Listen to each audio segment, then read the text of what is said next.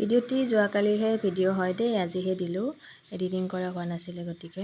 তো দেউতাকে আনিছিলে মাংস আৰু টিকলাই ক'লে মাংসৰ লগত ৰুটিহে খাব হেনো, আৰু ঠিক আছে বোলো। তাৰপিছত মই আকৌ আহি গ'লোঁ কিটচেনলৈ। এয়া মাংস আধা কেজিমান হ'ব, আৰু মই লাগি গ'লোঁ যোগাৰ কৰাত। ইচ্ছা নাছিলে মানে বনাবলৈ, গম পাইছে গধূলি ভিডিঅ' এটাত গাটো খুব ভাল নাছিলে, তথাপি আহি গ'লোঁ। আৰু প্ৰথমতে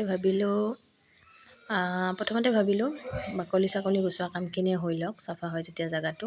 সেইখিনি কামেই খুব অলপমান দিগদাৰী লাগে নহয়নে। বাকী পিঁয়াজ নহৰু আদা এইখিনি চেলাই ল'লোঁ। আলু লগতে লৈছোঁ 2টা বিলাহী, 1টা কেপচিকাম। মানে বনাব খুজিছোঁ চিলি চিকেন ঘৰুৱা ষ্টাইলত। ৰেষ্টুৰেণ্ট ষ্টাইলত বনাব গ'লে বহুত কিবা কিবি দৰকাৰ হয়, লগতে মাংসৰ হাড্ডি চাড্ডিও গুচাই ল'বলগীয়া হয়, কিন্তু মই তেনেকুৱা কৰা নাই, ঘৰুৱা ষ্টাইলতে বনাম।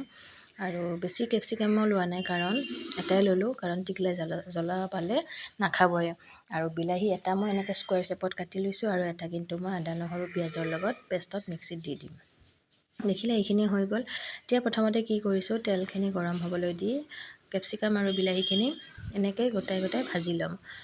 মানে গলি যাব নিদিওঁ, এনেকৈ টুকুৰা টুকুৰকৈ ভাজি ল'ম। অকণমান নিমখ দিছোঁ, ধৰিব পাৰিছে, সোৱাদ অনুযায়ী।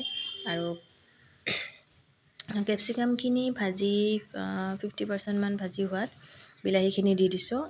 কেপচিকাম আৰু বিলাহী ভাজিবলৈ বহুত বেছি টাইমটো নালাগে, সকলোৱে জানে। বিলাহীখিনিতো অকণমান নিমখ ছটিয়াই দিছোঁ। তাৰপিছত দুয়োখিনি ইফাল সিফাল লুটিয়াই পেলাই ভাজি ল'লোঁ, লৈ গোটেইখিনি মিলাই তাৰপিছত সেইখিনি কাঢ়ি উঠাই থৈ দিম। দেখিছে, ভাঙি যাবলৈ নিদিব বিলাহী আৰু কেপচিকামখিনি, যাতে ভাঙি নাযায় সেইটো লক্ষ্য ৰাখিব লাগিব। আৰু এইখিনি একেলগ কৰি এতিয়া উঠাই থৈ দিম। তাৰপিছত এইখিনি তেলতে আলুখিনি ভাজিব লাগিব। আলুখিনিত তেল কম হ'ল, পিছত মই দি দিলোঁ কিন্তু। আৰু আলুখিনি উঠাই থ'লোঁ, দেখিছে তেলখিনি পুৰিয়ে গ'ল আলু ভাজি থাকোঁতে।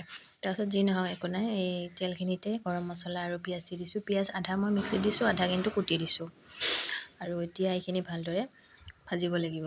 পিঁয়াজখিনি মই মোটামুটি 80% মান ভাজিম।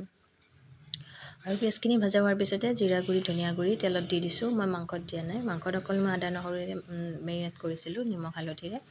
তাৰপিছত এতিয়া ইয়াতে মেৰিনেট কৰি থোৱা মাংসখিনি দি দিলোঁ। আৰু মাংসখিনি এতিয়া বেলেগ নাই, এতিয়া ভাজিব লাগিব ভালদৰে।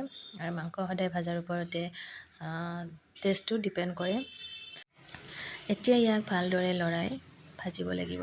আৰু যেতিয়া মাংসখিনি ভাজি 50% মান হৈছে, তাৰপিছত দি দিছোঁ আলু, কাৰণ আলুখিনি আজিকালি কেতিয়াবা সিজিবলৈ বহুত দেৰিও লাগে। আৰু সেইফালে মাংস সিজিবলৈ দি এইফালে মই আটা মৰাত লাগি গ'লোঁ।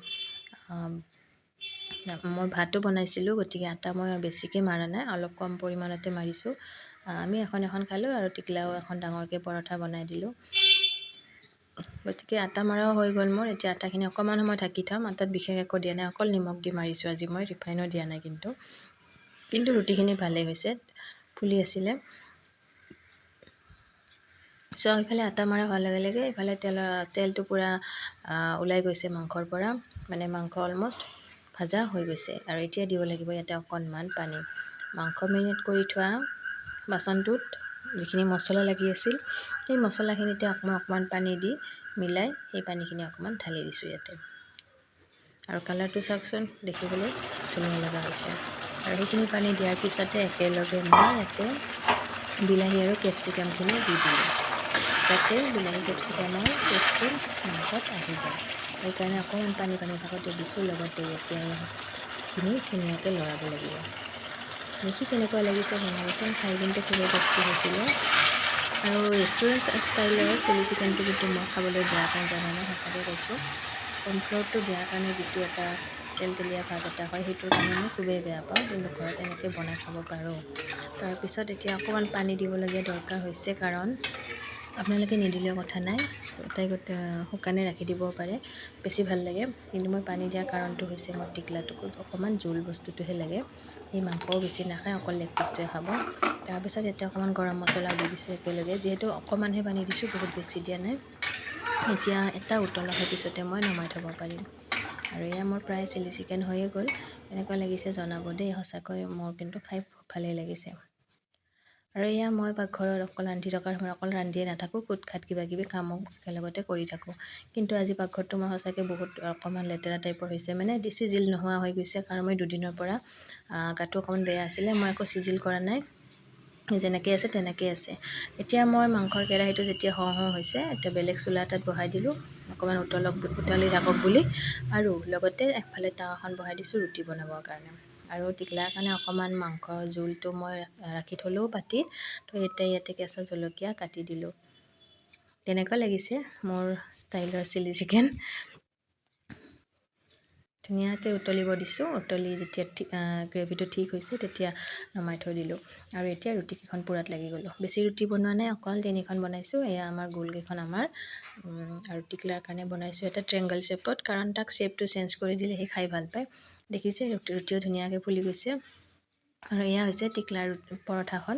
মই ভাজ দি কেনে বনাইছোঁ। এইখন কিন্তু ৰুটি নহয়, পৰঠা হৈছে দেই, কিন্তু মই তেল দিয়া নাই, কাৰণ সি ভাত নাখাব, অকল ৰুটিখন খায়ে শুব যেতিয়া। তেলটো দিলে অকণমান পেটৰ দিগদাৰী হ'ব পাৰে বুলি মই তেল নিদিলোঁ। আৰু এয়া লাষ্টত তিলৰ চাটনি, ৰুটি, মাংস, ভাত হৈ গ'ল। এতিয়া চাওক টিকলাই পূৰা ৰুটি মাংস খাই আছে। যেতিয়া খুচ ময়ো খুচ, গতিকে ভিডিঅ'টি আপোনালোকৰ লগত শ্বেয়াৰ কৰিলোঁ। চাই কেনেকুৱা পালে জনাব। ভাল লাগিলে লাইক কমেণ্ট